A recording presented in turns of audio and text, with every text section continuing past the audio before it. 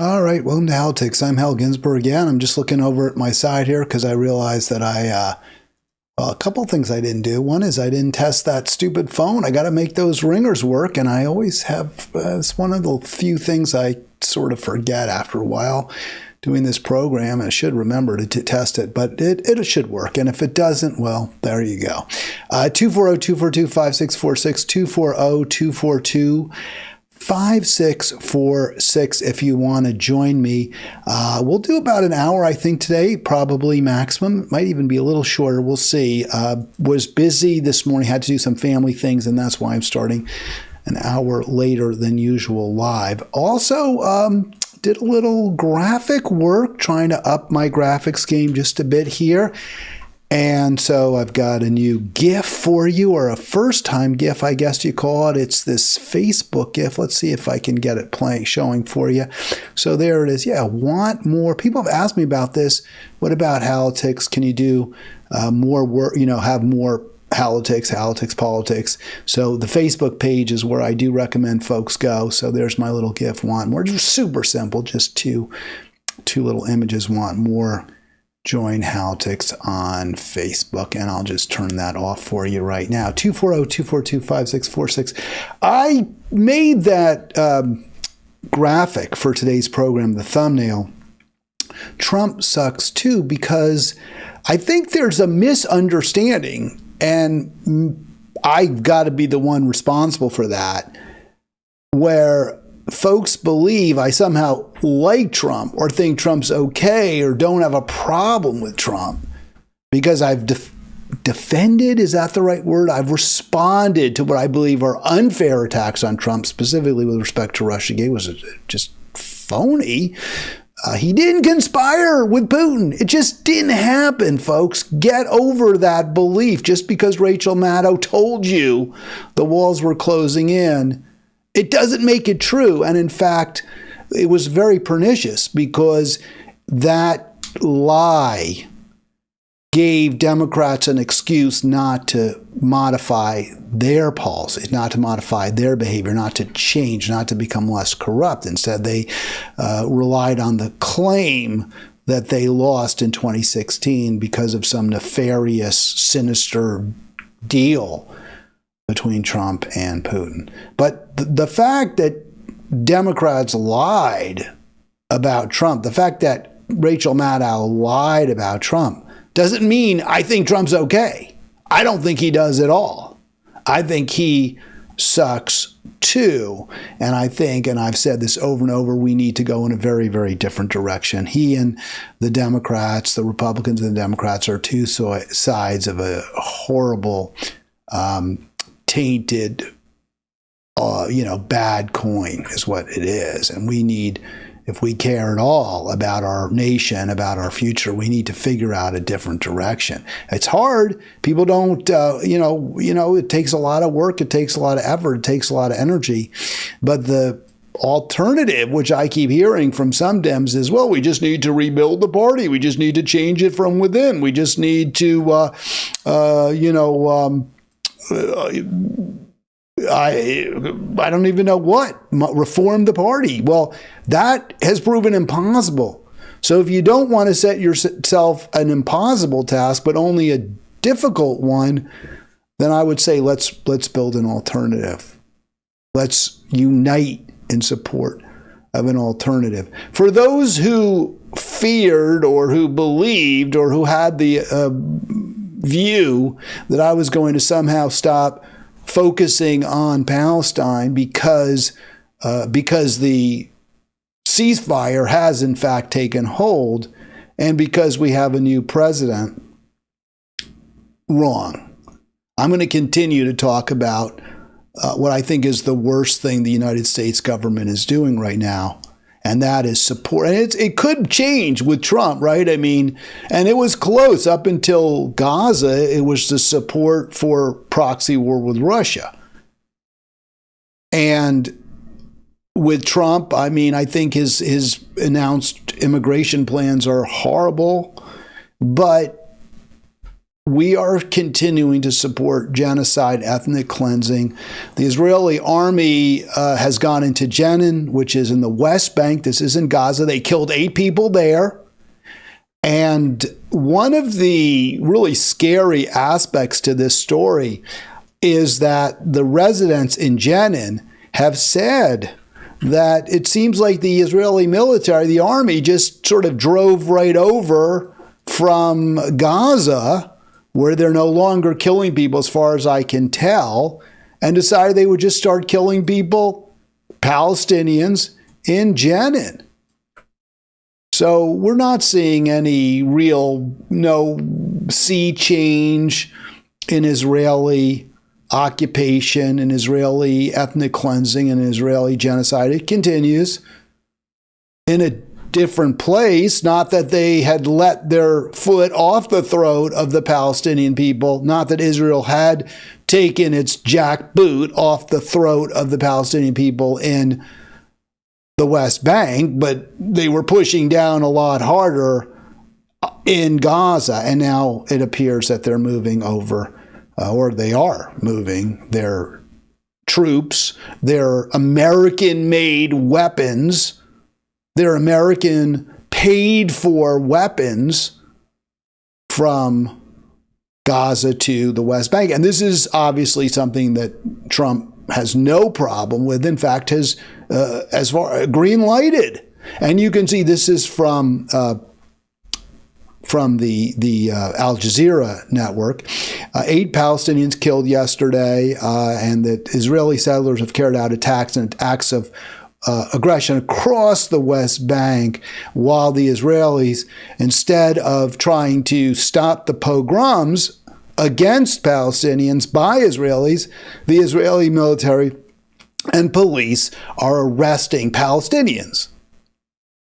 It really is very reminiscent of Nazi Germany. I don't really see any difference. It's the Jews being blamed for the pogroms against them, right? That was in 1939, 1938, 1940, 41, 42, and on until there were almost no Jews left in Europe. Well, this is very similar, only it's the Israelis, Jewish people, who are doing it to Palestinians. Horrific. And again, Trump bears, blame, just as Harris Biden deserves a tremendous amount of blame for what happened while they were president, the genocide that happened she was vice president, they were president, whatever you want to call it. This is falling on Trump. Not 100%, just as you can't put 100% of the Israeli genocide in Gaza on Harris Biden, but you can put a lot of it on them, and you can put a lot of this on Trump now, the pivot, Israel's pivot to the West Bank. This came out in Middle East Monitor 5 days ago. Before Trump was inaugurated, there was an announcement he was going to lift sanctions on the violent Israeli settlers, right? Israeli settlers who use terror to scare off Palestinians, to push them off the land, their land, illegally. So this was announced that Trump would, in fact, no longer impose any sanctions. And the sanctions had some meaning. If you were an American, say, and there's some American Jews who go over to Israel and they're like, hey, let's settle in the West Bank. Well, you couldn't come back to the United States. You couldn't visit the United States. There would be penalties if you tried. And so that had some meaning. It was more symbolic, right? Kind of the way people said when Lincoln issued the Emancipation Proclamation, it didn't free any slaves because he only freed the slaves in the states that had rebelled. And since they had rebelled, he didn't have the ability to free slaves in those states. But it did have real meaning because once the Union Army started occupying the South, at the time of the Emancipation Proclamation, the Union had not really infiltrated too much of the South. But as time went on, It did, right? I mean, it took Tennessee, it took Mississippi, right? It took Louisiana, and the states, the slaves in those states were freed once the Union Army took power, became an occupying force. Well, it's the same thing with the Biden sanctions, largely symbolic. People who were Jewish settlers in the West Bank, they weren't going to be sanctioned. There wasn't much Biden could do to them while they were in Israel, or in Palestine. But once they might want to return, or they, visits, or if they had property in the United States, there could be real world consequences. Trump took those away.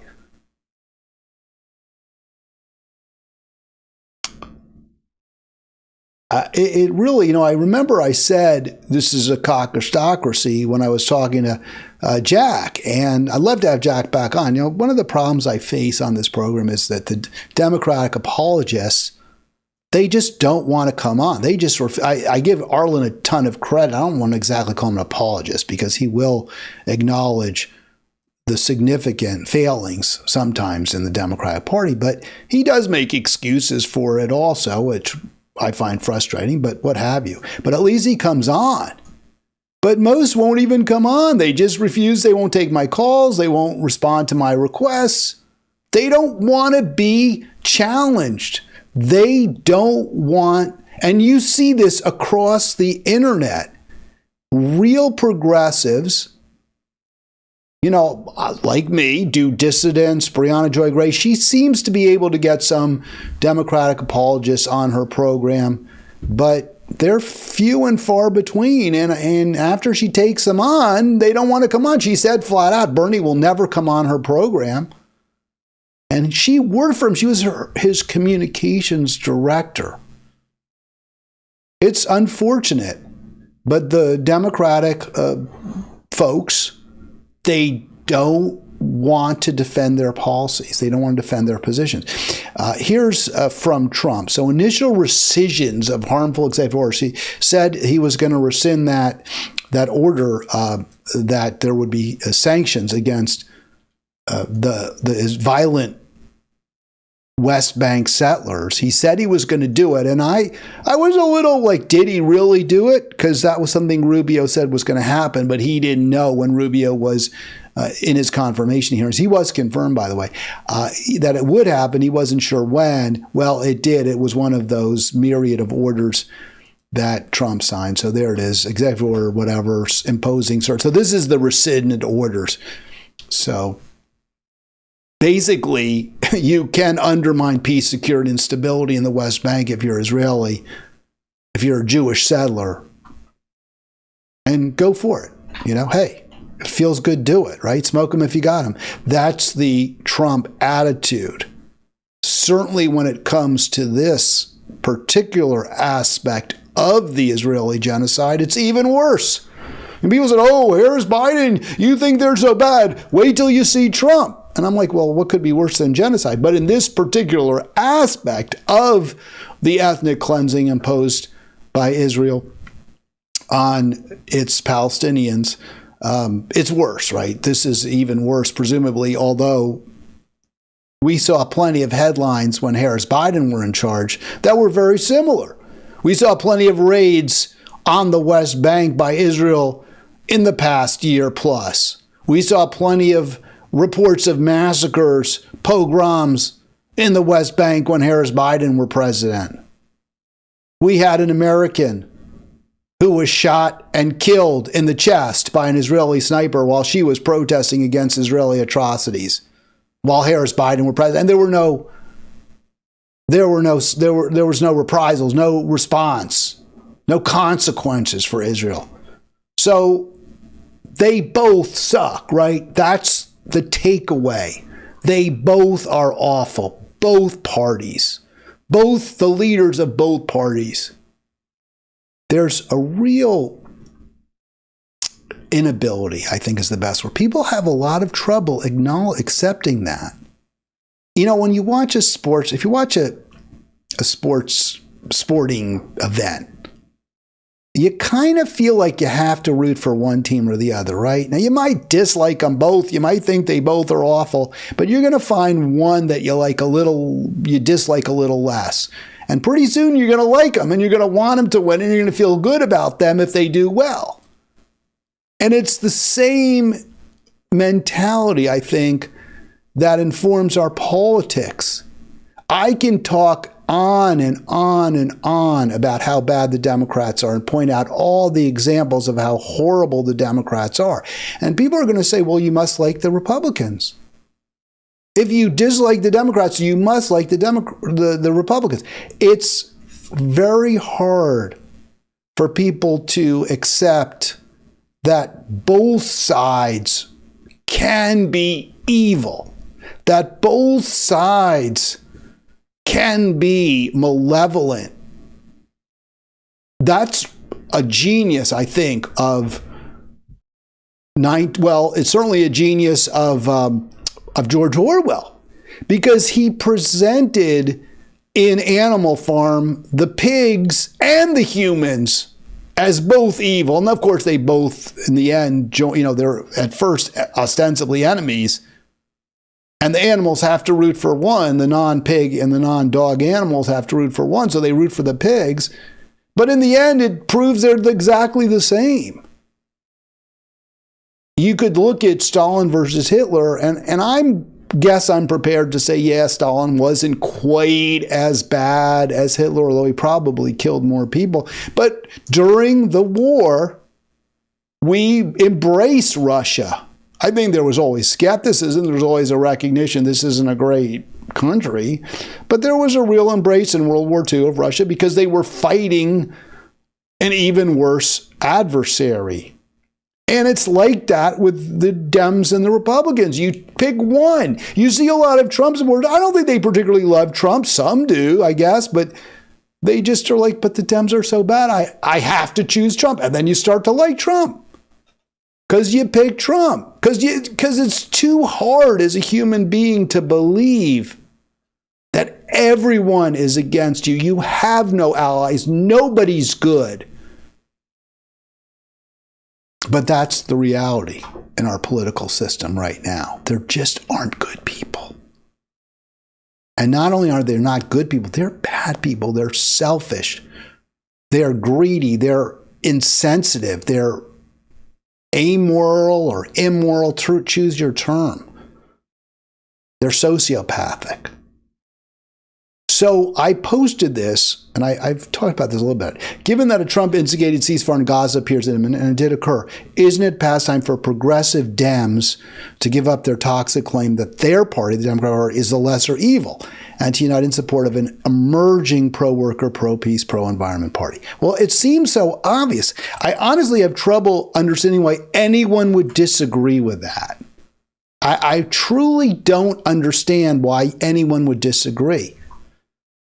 But they do. They do. And I have a real problem understanding it. If you disagree, please do call 240-242-5646. I'd love to know what the basis is for your disagreement, where you believe the Democrat Party really isn't a huge part of the problem. How do you get to that place? What are you relying on?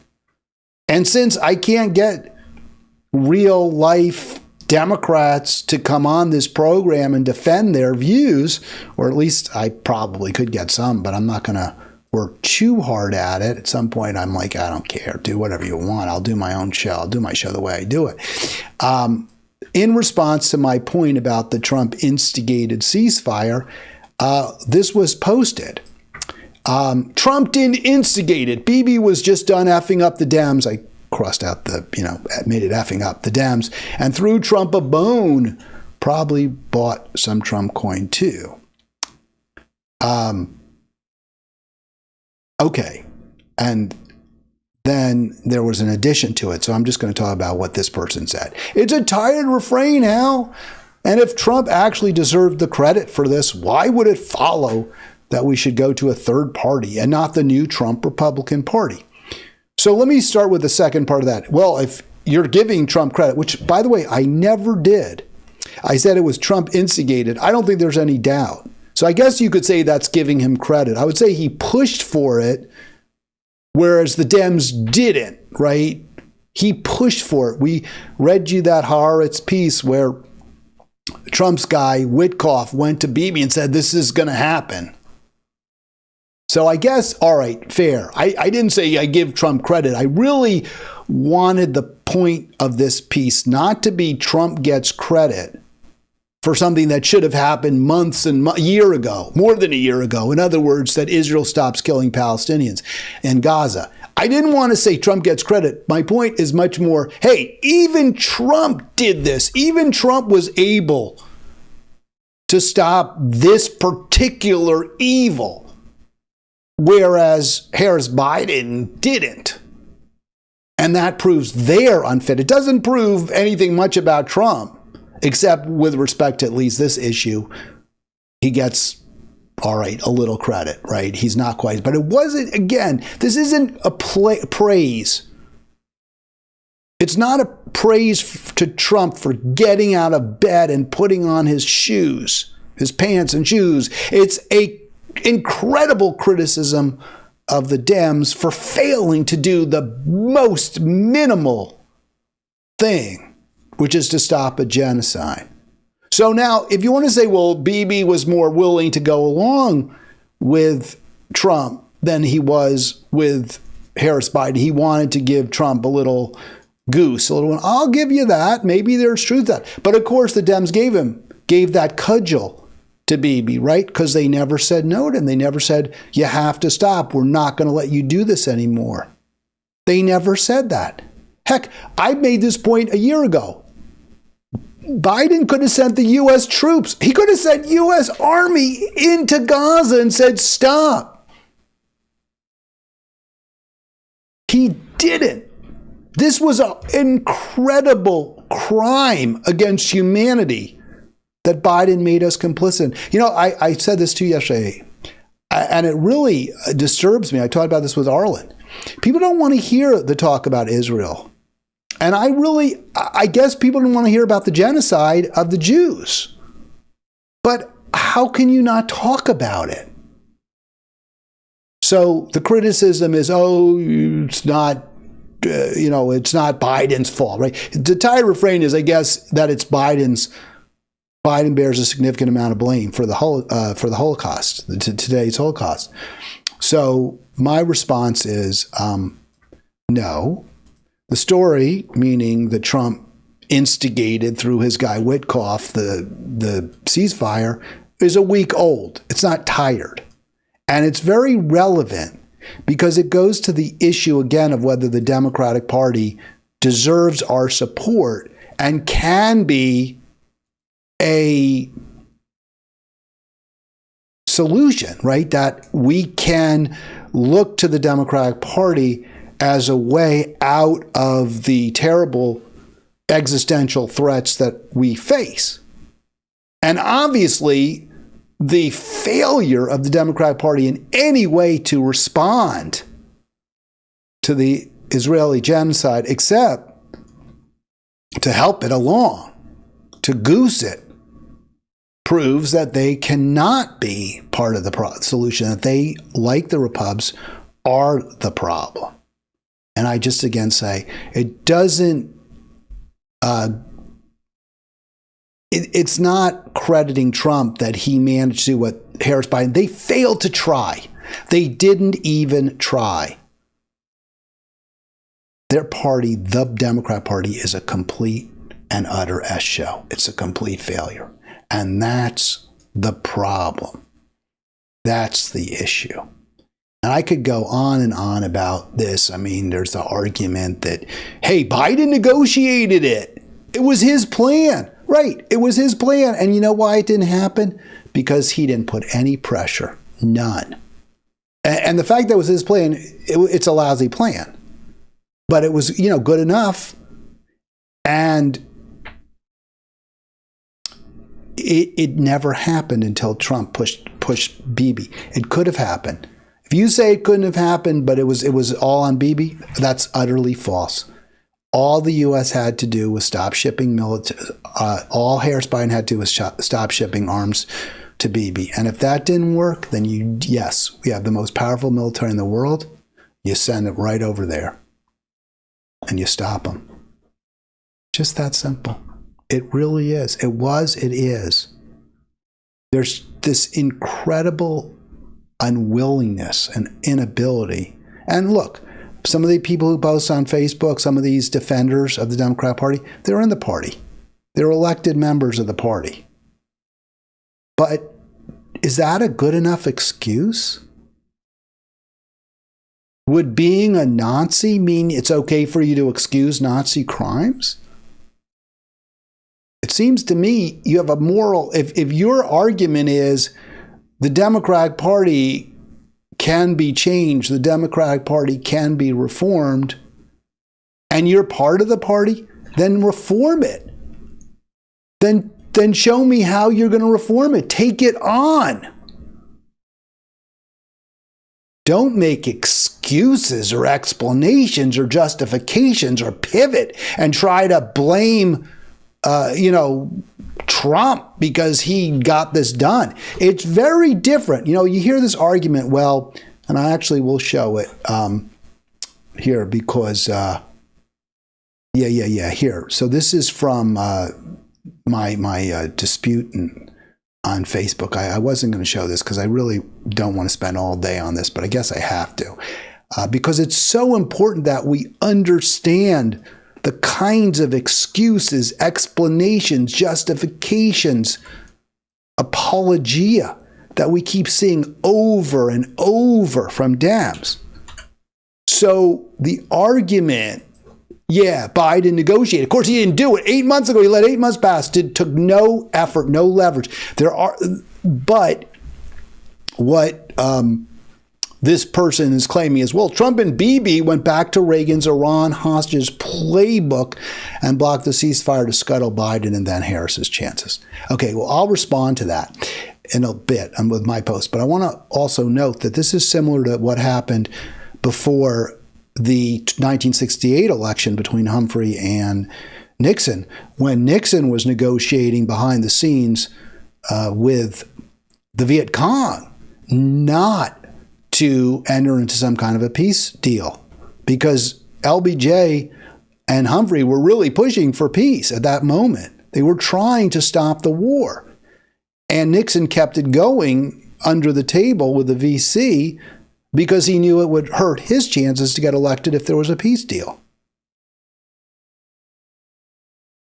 So the difference, what are the differences between those two? Because I was really thinking a lot about how do I distinguish? How do I distinguish between Reagan and the Iran-Contra deal? Where he promises there's some deal with Iran if they don't release the hostages while Jimmy Carter is president. What about some deal between Nixon and the Viet Cong not to conclude peace with the LBJ Hubert Humphrey administration? So what are the similarities, or what are the differences between those two and Trump and Bibi concluding a deal for a ceasefire 8 months after Biden proposed one, or his team did, his negotiating team. So I thought a lot about it, and I put a little time into my response. I think that we need to bear this in mind because you have to be ready to counter defenses for the Democratic Party. The reason we have to is because we cannot look at this party as part of the solution. We are facing perhaps the most serious threats that life on this planet has ever faced. We are facing right now, because of human activity, the most serious threats biodiversity have ever faced. And so we must be prepared to counter arguments that the Democratic Party, which is a huge reason that we're facing these ever worsening threats. We have to be ready to counter arguments in support of them. So the differences are, first of all, Harris Biden didn't put pressure on Bibi to conclude a deal. In fact, they did just the opposite. They made it very easy for him not to. They would say, oh, please stop killing Palestinians. We need a deal. Remember when Harris said that? Oh, we need a deal now. But we kept giving Bibi bombs and bullets and missiles. They did. So of course he's not going to conclude a deal. They didn't try. And this was an ally, our closest ally. It's very different. Viet Cong and Iran under the Ayatollah were our adversaries, and we certainly perceived them as adversaries, as Carter and LBJ, Hubert Humphrey did. The way to exert leverage on an adversary is either you defeat them or you placate them. LBJ and Carter did try to defeat the Viet Cong, but also negotiate. At least LBJ did. But Nixon and Reagan undermined them.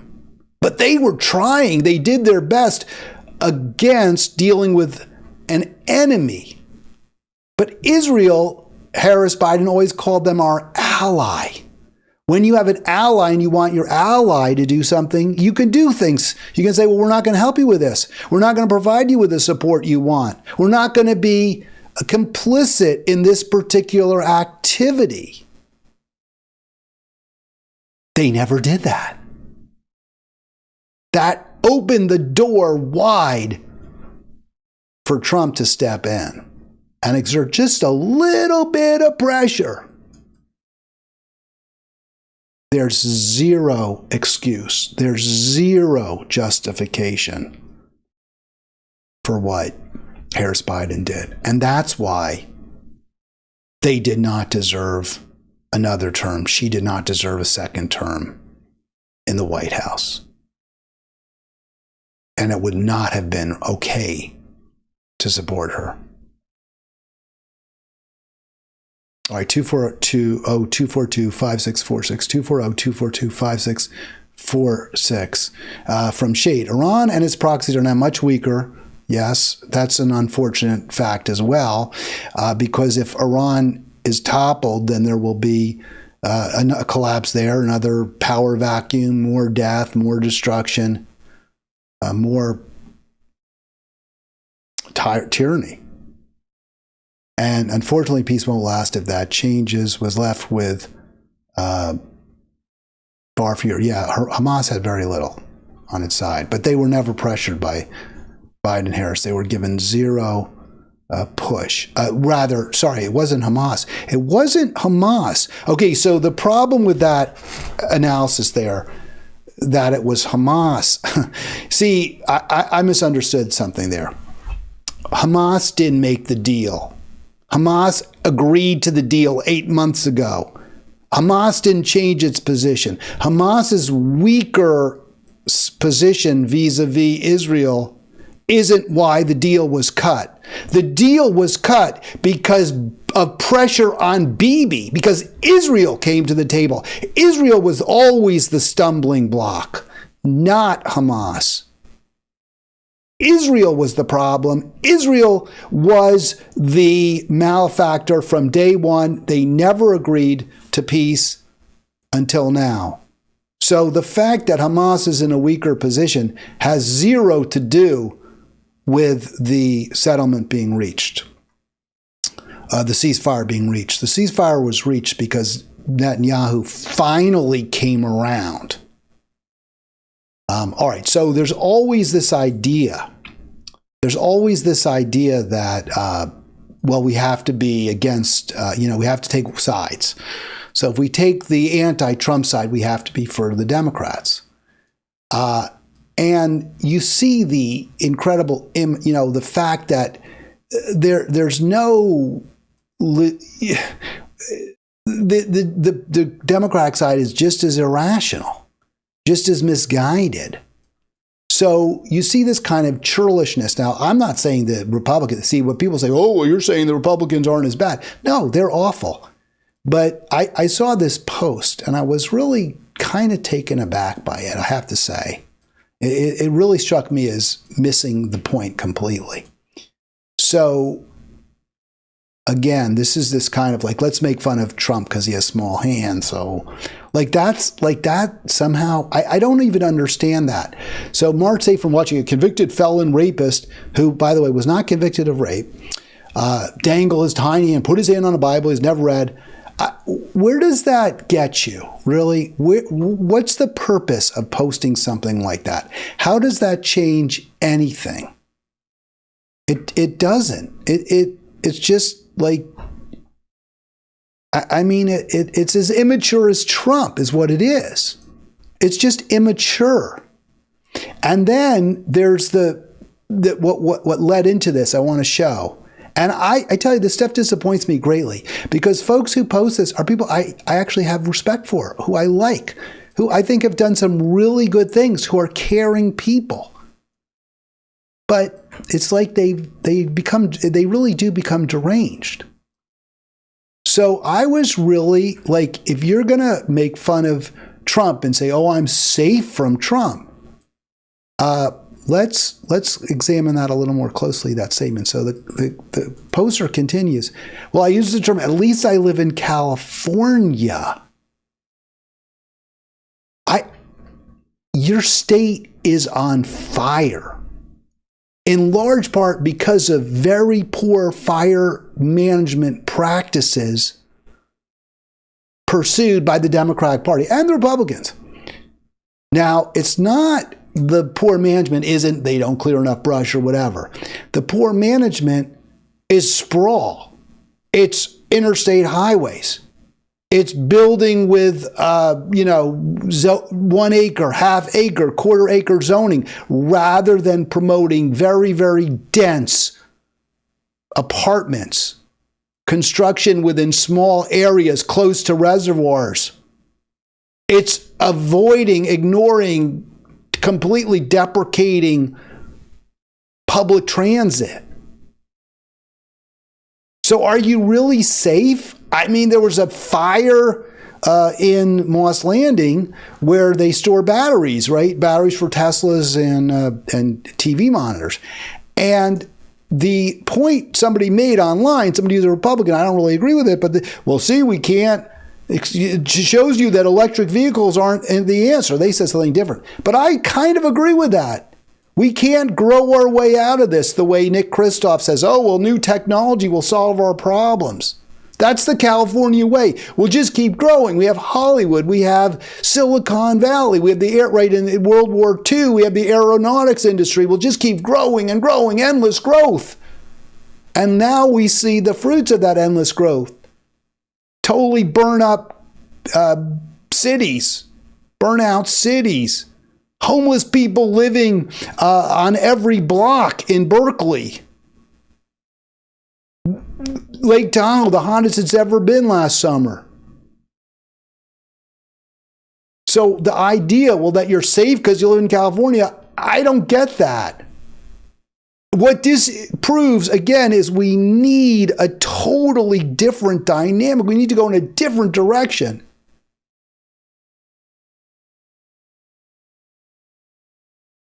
Why is this so hard for people? Please, if you have an answer, please, why is this so hard? This is not your answer. This guy giving a Nazi salute, this ain't your answer. The guy who, by the way, makes the cars, right, that I drive, right? I mean, or at least, yeah, I guess that's fair to say. I don't really care. The symbolism, I don't care about symbols. To me, you know what symbols I care about? I care about are people going bankrupt because they don't have health care. They can't afford, because they can't afford the medical payments that they should never have to pay in the first place. That's the kind of symbol I care about. I care about death counts. How many people has the U.S. military enabled our allies to kill? Those are the symbols I care about. Because they're not symbols. They're real life. But yeah, I don't like this either. Do I think Musk is a Nazi? Maybe he is. He is South African. There certainly was a lot of ties between South Africa and the Nazis. Totally racist country. So yeah, maybe he's a Nazi. I mean, fine. If you're going to make that the centerpiece of your anti-Trump movement, you ain't going to win. You want to defeat Trump, you want to defeat Trumpism, then this is what you do. You call for mandatory, universal single-payer health care. You make sure everyone has a roof over their head. You tax billionaires like Musk out of existence. You don't kill him. You just say you don't get to be a billionaire. If you want to, that's what you do. 240-242-5646. 240-242-5646. So I love this. This is one more point. By not voting for Harris, you and your ilk jumped U.S. out of pan and into fire. We're lucky to recover democracy. We already lost democracy. This is what I find so incredibly frustrating, that kind of a comment. Please call in, by the way. We don't have, Kamala Harris is a perfect example of how we don't have democracy, right? She wasn't elected in a primary. She got no votes in the primary that she ran in 2020. She doesn't exemplify in any way democracy. She represents the death of democracy. She ran as an unwavering ally of Israel, which very likely cost her the election. A recent survey suggests that had she simply renounced Israel, our support for the genocidal state, she probably would have won. She didn't do that. She doesn't represent democracy. She represents the antithesis, just as Trump does. But again, it's so hard for people to say, okay, they're both awful. They're a pox on both their houses. And I don't really get that. So yeah, Trump's awful. Again, this is not a defense of Trump. The point is, we were saddled with two terrible, terrible options. And the only sane response to those two awful options, those two anti-democratic, anti-life options, the only sane response is neither of the above. We're going to go in a different direction. So this is how bad Trump is. Hours before the Hamas-Israeli war ceasefire, and it's not a war, it's a turkey shoot, it's a murder, genocide. Kushner bought more. I mean, this is amazing, right? He bought more land in Gaza. I guess they figure they'll rebuild it into a resort. And here's the video. This was, by the way, hat tip to Johnny. Johnny and I have our differences, but this is a pretty important video, and I think it kind of does tell you a little bit about Trump. So I want to give a hat tip to Johnny. Here's Trump. Mr. President, that you can keep the ceasefire in Gaza and conclude the three phases of this deal? I'm not confident. That's not our war, it's their war. But all right, so he said, I'm not confident, right? I mean, I think that was a really good answer. How confident are you you're going to keep the ceasefire? And he said, I'm not confident. And I give him credit for that. I don't think you would have heard that from Biden Harris. All you kept hearing from them over and over is, oh, we've got to get a deal. We're going to get a deal. We're working tirelessly.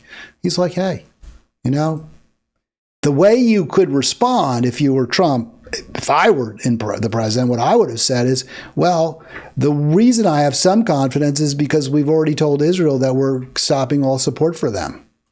So if they don't fly right, they don't, sit up straight and fly right, then they get nothing. But Trump will never do that.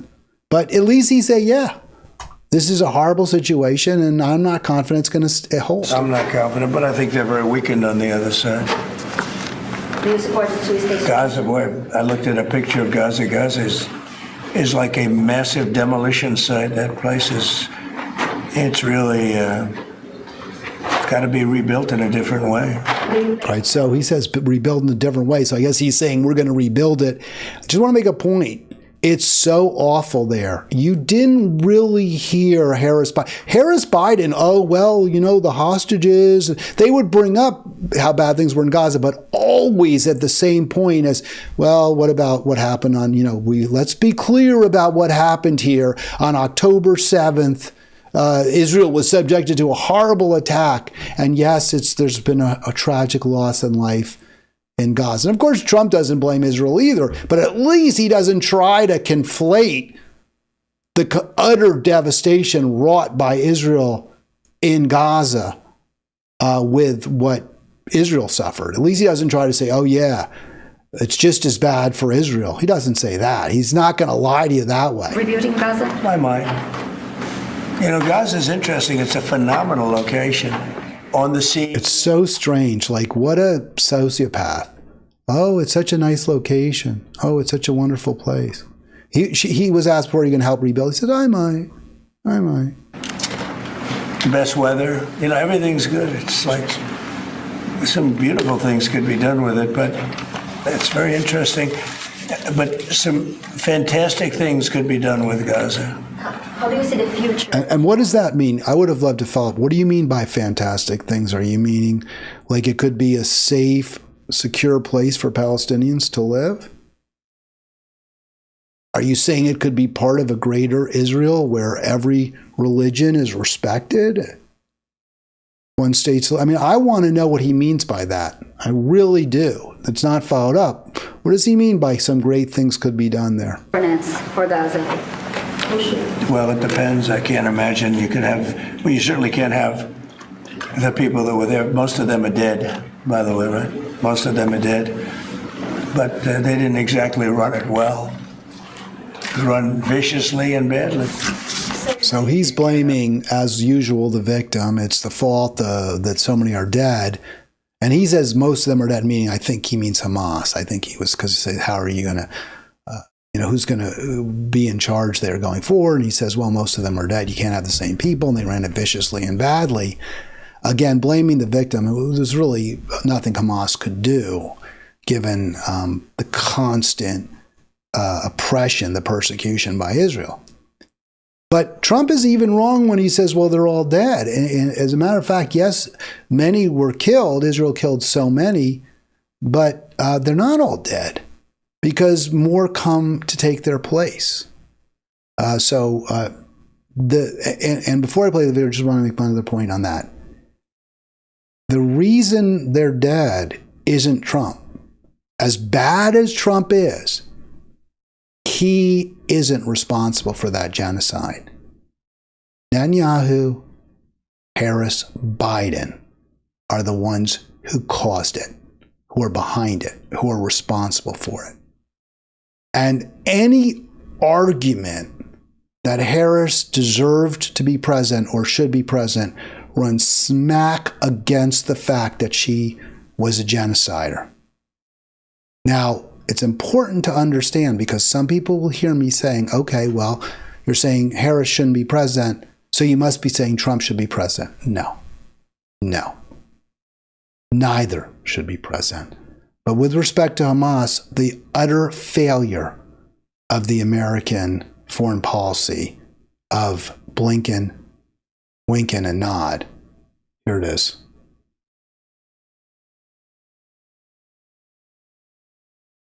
I don't know if they're going to have the audio for this, unfortunately. But you can see and the reason I play this, so you can see all of those are Hamas militants. The folks in the camo, those are Hamas. So the argument, you can see they're wearing the green bandanas. That is Hamas.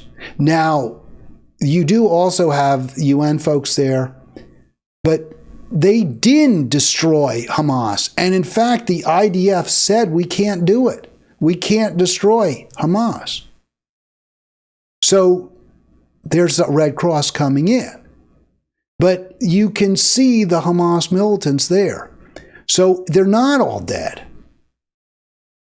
But to the extent that Israel killed 47,000 and counting, probably several hundred thousand. If the extent that the entire region was decimated, That's on Harris Biden. That's on the team that Democrats argue should have gotten another bite at the apple. All right, the program today is called Trump Sucks Too, right? And he does. And I just showed that video. No commitment to the Palestinian people. He rescinded the sanctions against the settlers in the West Bank, the violent Israeli settlers. No penalties, no punishment for what you're doing, even though it's totally illegal, cruel. Here's another really awful thing that Trump is doing. He already signed this order. You're born in the United States, you're not necessarily a citizen anymore. I mean, this is one of the things that makes one of the aspects of the American experiment, as some like to call it, actually, in some ways, pretty darn admirable. You come to the U.S., your kids are citizens, even if you're not, maybe. But your family is. Your children are. They are Americans. And Trump's like, no. That's a terrible thing. Setting up this dual, it's not even a dual citizenship. It's not like two tiers. It's like different tiers of residence. Either you're a citizen or you're a guest worker. We see that in Arab countries. People come over, they work in hotels, they come over from India, Sri Lanka, what have you, Pakistan, they go to Abu Dhabi or Emirates, which I guess Abu Dhabi is one of the Emirates. They go to those countries and they work for a few years for very low wage. Their kids, they don't ever become citizens. And that's what Trump wants for the United States.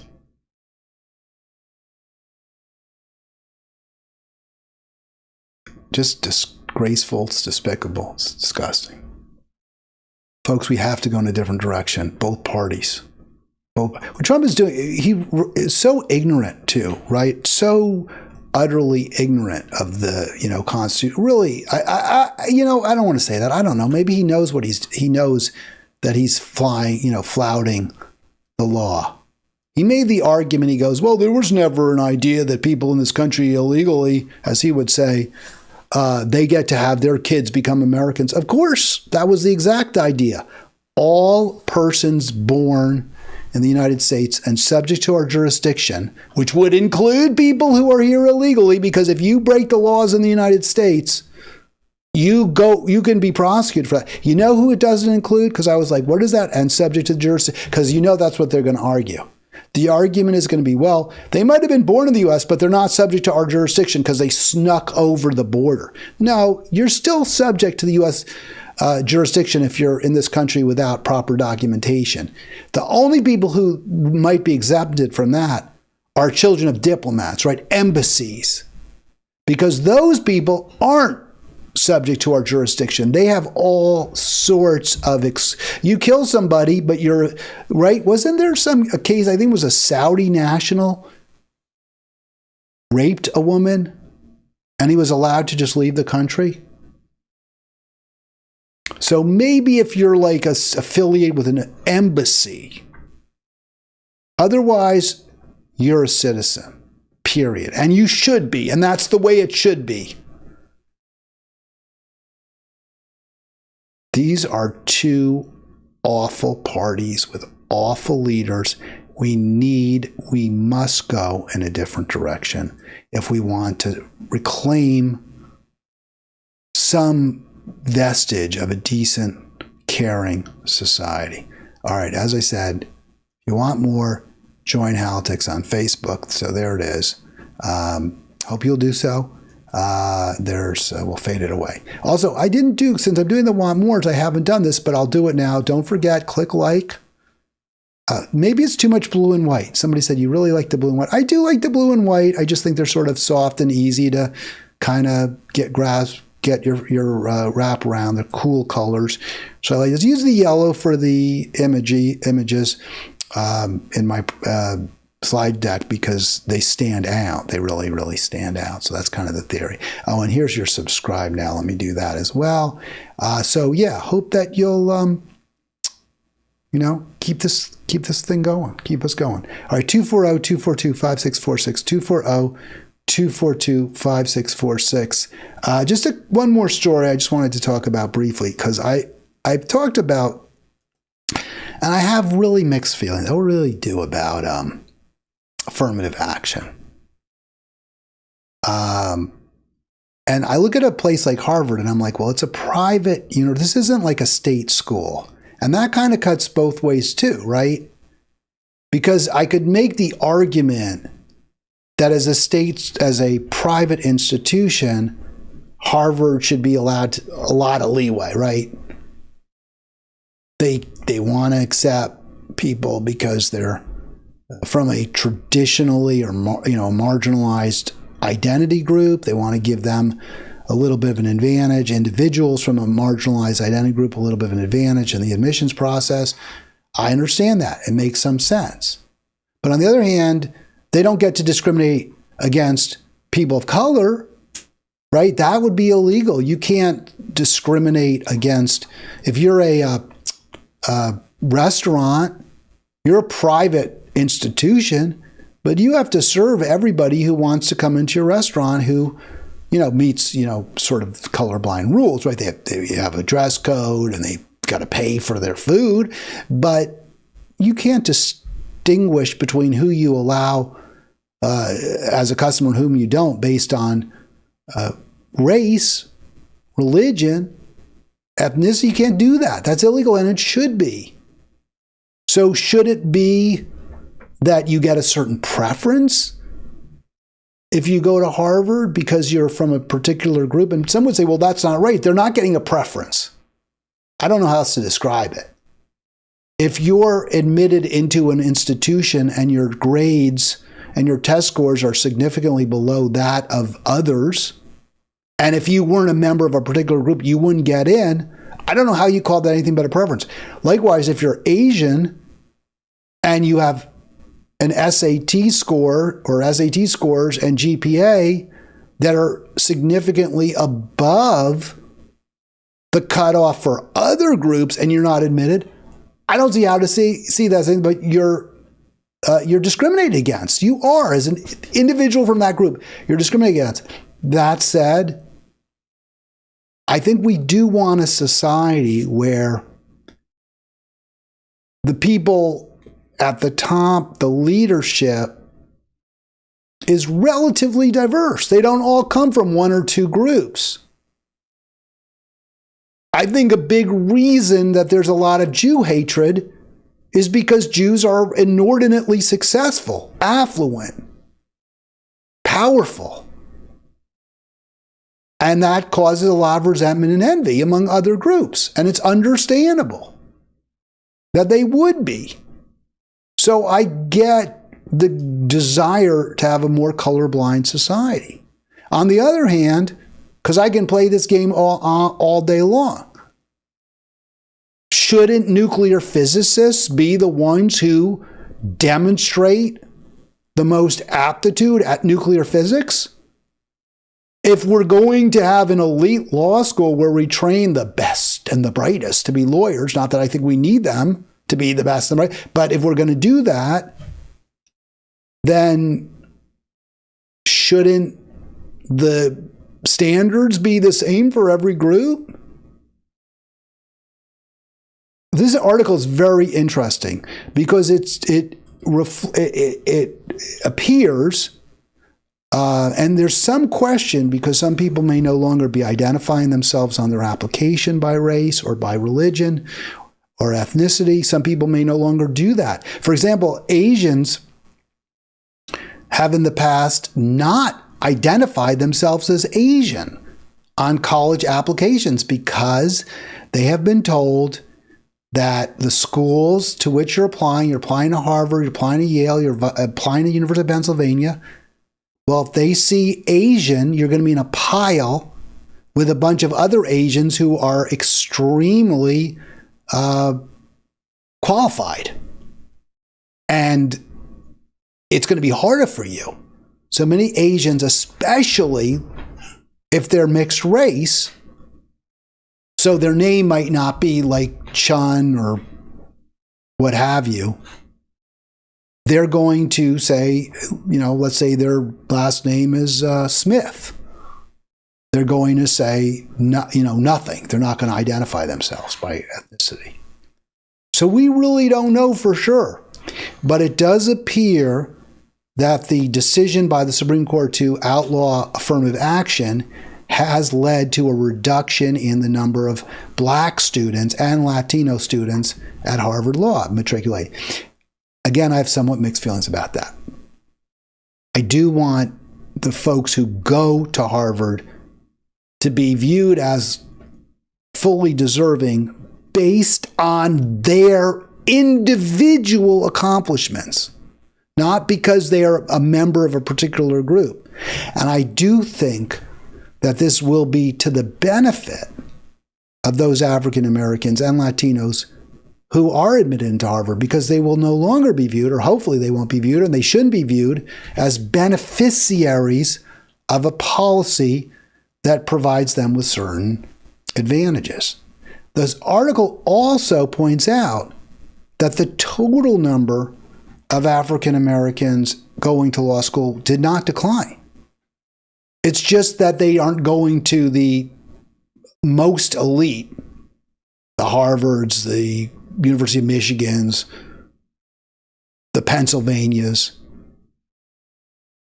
So they're going maybe to the Ohio States, which is a good law school. I don't mean to put it down, but I'm just saying maybe more state law schools and the like. Ohio State pops in my mind because they won the football championship yesterday. That could be good. And I'll give you a reason why that is, I believe. So I went to Georgetown Law School, and I was not law review. I had decent grades. I didn't have the best grades. They were good enough. The Law Journal did not have a representative sampling of African Americans. There were a number of black students, but they were not represented on the Law Review, which is where the highest GPA students are invited. Only those with the highest GPA. I didn't make that cut. I wish I had. I didn't. Part of the reason that may have happened is because the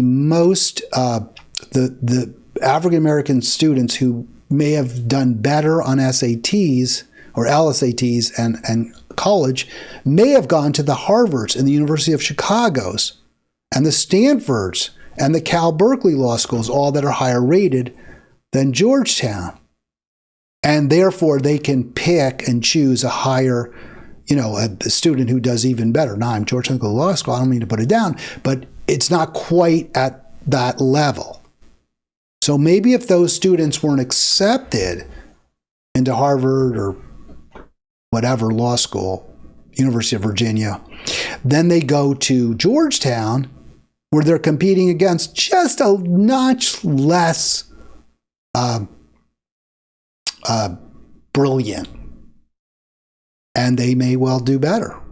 And that's one of the points that is made by those who think ultimately the Cal Berkeley decision, or rather the Supreme Court decision, was the correct one. Again, I'm still kind of on the fence. I've made a decision. I'm giving you both views.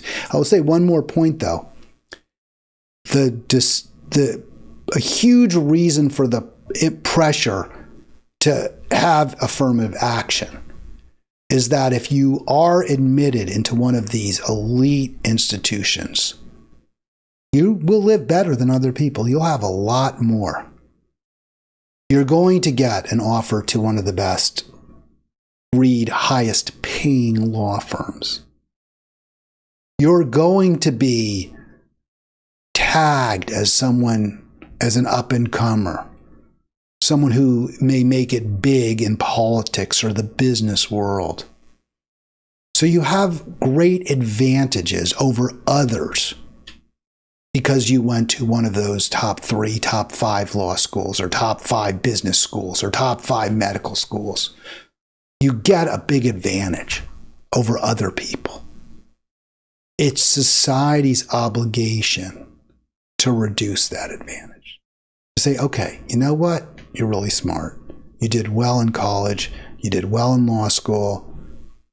You work hard, obviously. It's okay if you make a little more than everybody else. But you don't get to have that much more.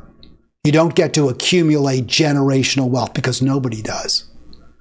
And if you don't go to an Ivy League law school, if you don't matriculate at Columbia just to change the school, but instead you go to, I don't know, Valparaiso Law School, which is a good law school, University of Cincinnati Law School, which is a good law school. You go to one of those schools, you're still going to live fine.